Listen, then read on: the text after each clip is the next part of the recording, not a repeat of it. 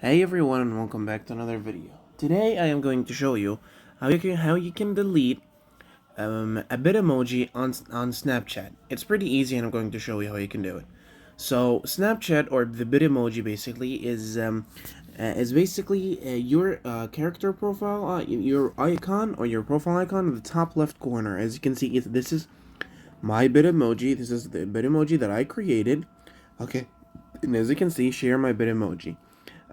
Basically, this is your bit emoji. Now, some people would like to delete it and have no bit emoji, and of course, I'm going to show you how you can do this. So first of all, you're going to click on your bit emoji icon, and after that, you're going to click on settings.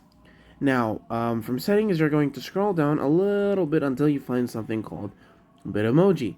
Now, from your Bitmoji, as you can see, you can find something called Change My Outfit, Edit My Bitmoji, or Choose a Selfie. Okay, if you click on Edit My Bitmoji, you can edit it as much as you want.